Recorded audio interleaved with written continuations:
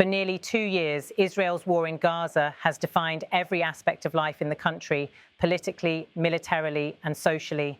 Now, with a ceasefire in place, a new chapter is opening that could reshape Israel's internal politics and sense of security. One analyst observed, "This war, anything after this war, will never be as it was before." In the streets of Israel, the relief of calm is real. Families once braced for sirens, reservists once marched out at a moment's notice, communities once deeply divided.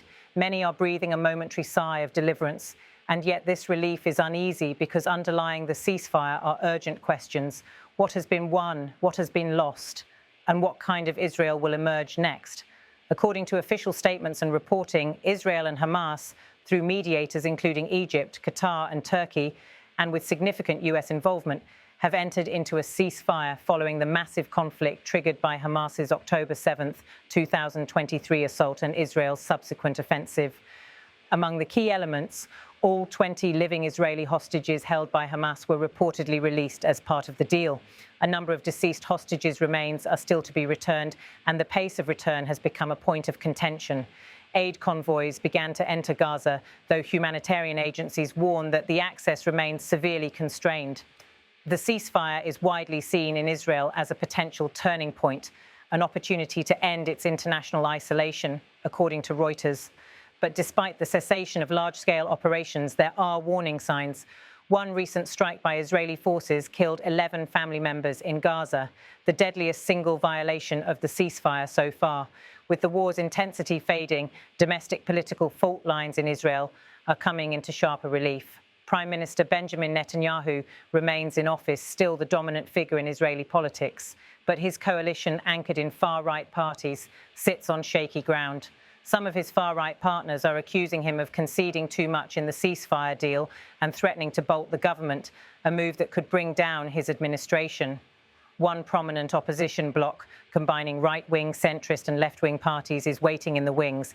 They pledge to topple the government. On the far right, hardline voices are already clear. I hope that the right-wing fanatic members of the Israeli government bolt the government, the sooner the better. This government needs to fall, and we need to go to new elections. That quote captures the bitterness and fear that the ceasefire won't simply be a final chapter, but the beginning of a new struggle over the nature of the state. Netanyahu's challenge is steep. He continues to defend the deal as a success, but polls show his popularity is under pressure. At its heart, the debate over the ceasefire rests on a question many Israelis are asking. Did Israel achieve its military and political aims? One analyst bluntly stated, "I believe that Netanyahu did not achieve his military goals." The war has ended, for now, with a ceasefire that stops fighting but does not clearly deliver on major objectives: the dismantling of Hamas's military capacity, the liberation of all hostages, or securing long-term Israeli security. According to Israel's own statements, the next phase envisages the disarmament or demilitarization of Hamas. Netanyahu himself said recently that in the second phase of the deal, Hamas will be disarmed and the Gaza Strip will be demilitarized. It will happen either diplomatically or militarily by us. So far, however, the mechanisms to achieve that seem fraught. The far-right parts of the coalition view any negotiation with Hamas as failure or betrayal. At the same time, Gaza's humanitarian crisis remains grim, raising questions whether reconstruction, security and governance can go hand in hand. In Gaza, the ceasefire is no magical reset. According to the World Health Organization and other aid agencies, hospitals remain barely functional, famine-like conditions persist, and aid access remains severely limited.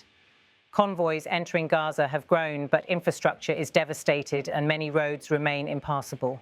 One aid supply estimate put the average daily delivery at around 560 tons, far short of what is required. At the same time, the fragile truce is already being tested by incidents such as the attack on the Abu Shaban family in Gaza's Zaytun neighborhood. Thus, the ceasefire is not simply a pause in the fighting. It ushers in a stage of deep uncertainty over aid, reconstruction, governance, and long-term stability. The next few months look critical in three overlapping arenas: politics in Israel, security and aid in Gaza, and regional diplomacy. In Israel, the coalition's stability is the primary concern. If far-right parties withdraw their support, Netanyahu may lose his majority. Some observers suggest he may delay a snap election because he remains historically Israel's leading candidate despite growing domestic unhappiness. In Gaza and the border region, the ceasefire will be held together only if the remaining terms, especially the return of deceased hosts and disarmament, are implemented. US officials warn that fighting could resume if Hamas fails to meet its commitments. On the diplomatic and reconstructive front, the challenges are enormous. Israel needs to work with Egypt, Turkey, Qatar and the US to open border crossings and allow large-scale reconstruction of Gaza, while also balancing security concerns and the possible political consequences of a revitalized Gaza. For Israelis, the ceasefire brings a moment of quiet after years anchored in war. But the deeper story is one of transition, a turning point that forces a reckoning over what's been lost, what's been achieved, and what kind of Israel will emerge in the years ahead. What we are seeing is not simply the end of fighting. This is the end of that war as we knew it. Many commentators believe the rules of the region and the politics of Israel have changed irrevocably. There will be political changes, demographic changes, geographical changes, political changes. Now the question is, will Israel and its leadership harness this moment, or will the internal divisions and external pressures pull the country into another era of tumult?